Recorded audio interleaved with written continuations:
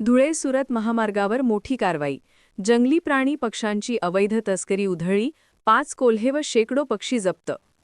धुळे-सुरत राष्ट्रीय महामार्गावरील बर्डीपाडा टोल नाक्याजवळ पोलिसांनी मोठी कारवाई करत जंगली प्राणी आणि पक्ष्यांची अवैध तस्करी उधळून लावली.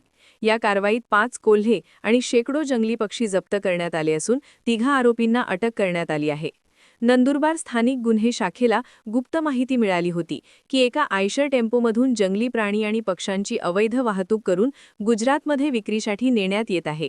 या माहितीच्या आधारे पोलीस निरीक्षक हेमंत पाटील आणि विसरवाडी पोलीस ठाण्याचे सहाय्यक पोलीस निरीक्षक नरेंद्र साबळे यांच्या पथकाने रात्री सुमारे 8 वाजता बर्डीपाडा टोलनाक्यावर सापळा रचला. धुळ्याकडून येणारा संशयित आयशर टेम्पो अडवून चालकाची चौकशी केली असता तो उडवाउडवीची उत्तरे देत होता. त्यामुळे पोलिसांनी टेम्पोची सखोल तपासणी केली असता धक्कादायक प्रकार उघडकीस आला.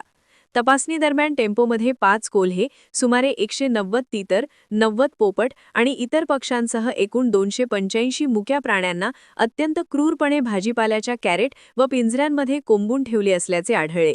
या प्रकरणी शहजाद अहमद शेख, अतीत अहमद शेख आणि टेम्पो चालक अशा तिघांना ताब्यात घेण्यात आले असून त्यांच्याकडून चौकशी सुरू आहे. प्राथमिक चौकशीत हे प्राणी पक्षी गुजरातमधील बडोदा येथे विक्रीसाठी नेले जात असल्याची माहिती समोर आली आहे. घटनेची माहिती मिळताच वनविभाग व पशुसंवर्धन विभागाचे अधिकारी तातडीने विसरवाडी पोलीस ठाण्यात दाखल झाले असून पुढील कारवाई सुरू आहे.